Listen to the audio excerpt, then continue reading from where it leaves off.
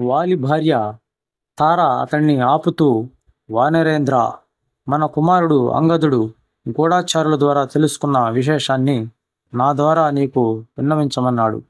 అయోధ్యాపతి మహాపరాక్రమవంతుడైన శ్రీరాముడు ఎవరో రాక్షసునిచే అపహరింపబడిన తన భార్య సీతని అన్వేషిస్తూ తమ్ముడు లక్ష్మణుడితో కలిసి వచ్చి సుగ్రీవుడితో అగ్నిసాక్షిగా మైత్రి చేసుకున్నాడట.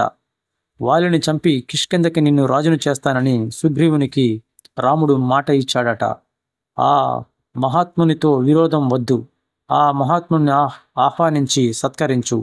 నీ తమ్ముడితో సఖ్యత చేసుకో అని హితవు పలికింది. వాలి పక్కున నవ్వి, శత్రువైన నా తమ్ముడి చేత యుద్ధానికి రమ్మని ఆహ్వానం పొందిన నేను ఇప్పుడు వెనుకంజ వేస్తానా?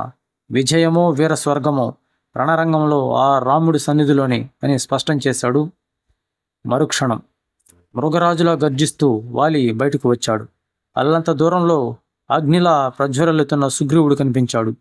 వాలి పళ్ళు పటపటలాడిస్తూ పిడికిలు బిగించి సుగ్రీవుడిపై లంఘించాడు. వాలి పిడిగుద్దుకు రవ్వంత చెలించిన సుగ్రీవుడు మహాసాలవృక్షంతో ఎదురుదిరిగాడు. సాలవృక్షఘాతానికి వాలి గాలికెగిరిన గడ్డి పరకలా ఊగిసలాడాడు. ఇద్దరు సమరయోధుల్లా భీకరంగా పోరాడుతున్నారు. రాముడు శరాన్ని సంధించాడు. నిప్పులు కక్కుతూ దూసుకెళ్లిన రామబాణం వాలి గుండెల్లో దిగబడింది. మొదలు నరికిన చెట్టులా వాలి కుప్పకూలిపోయాడు. రాముడు లక్ష్మణుడు సహితుడై మెల్లగా సమీపించాడు. వాలి వినయంగా, ధర్మబద్ధంగా, పరుషంగా, రామా, నీవు రాజకుమారుడువు, ధర్మం తప్పనివాడువు, వ్రతదీక్షతో ఉన్నవాడువు, నీవు క్షత్రియోచిత సద్గుణాలు కలవాడివి, అపరాధులను మాత్రమే శిక్షిస్తావని విన్నాను. నేను వేరొకరితో యుద్ధం చేస్తుండగా నీవు నన్ను చాటు నుంచి కొడతావు అనే ఆలోచనే నాకు రాలేదు. నన్నే ఆజ్ఞాపిస్తే సముద్రంలో దాచిన, పాతాళంలో ఉంచిన ఒక్కరోజులో సీతని వెతికి పట్టుకొచ్చేవాణ్ణి. కానీ నీవు చేసింది అధర్మం.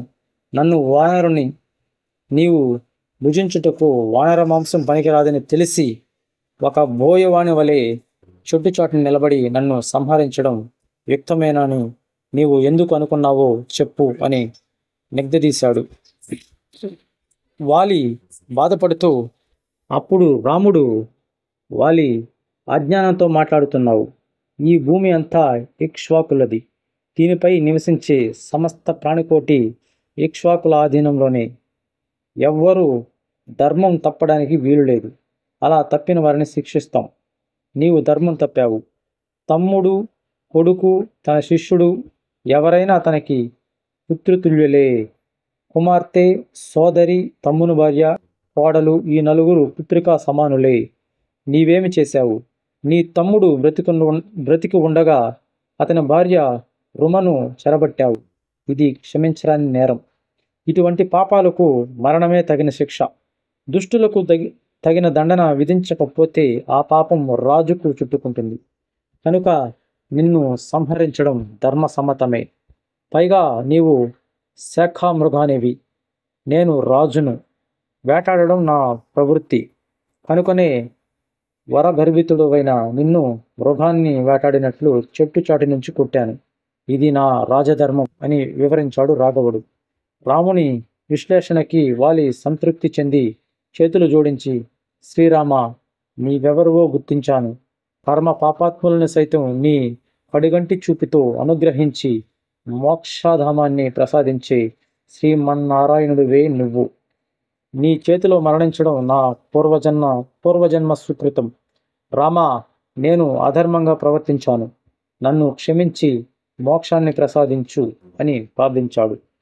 తదుపరి, సుగ్రీవ, రామకార్యాన్ని నిస్సంశయంగా నెరవేర్చు. నాయన, నా మెడలోని ఈ కాంచనమాలను నేను చనిపోకముందే స్వీకరించు. ఈ కాంచనమాల శక్తి చేతనే నేనెంతటి బలదర్పితుడనయ్యాను అని చెప్పాడు. సుగ్రీవుడు ఆ కాంచనమాలను స్వీకరించాడు. రామ, రఘురామ, నీవే నాకు దిక్కు, పాహిమాం ప్రభో, పాహిమాం అని ప్రార్థించాడు వాలి చేతులు జోడించి. రఘురాముడు వరద హస్తంతో ఆశీర్వదించాడు.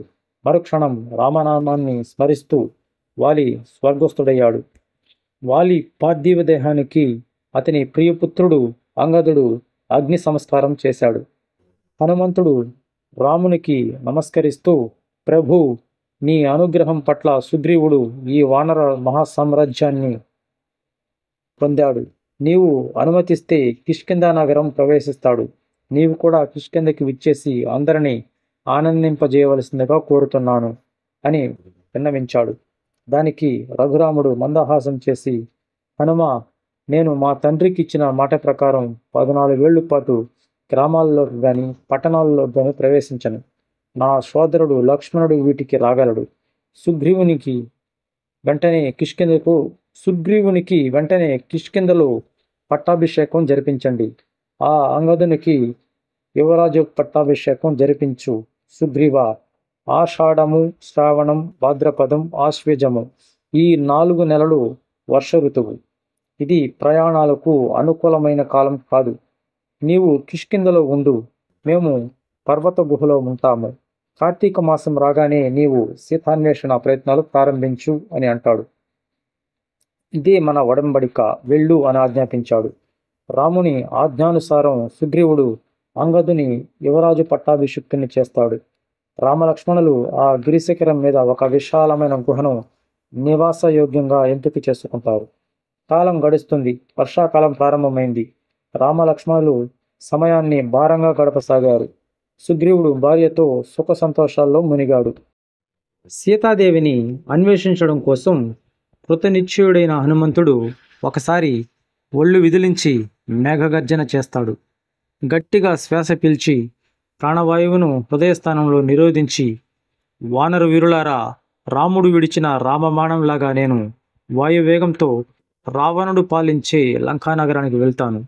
లంకలో సీత జాడ తెలియకపోతే రావణ ఆకృతమైన స్వర్గపురికి వెళ్ళి గాలిస్తాను.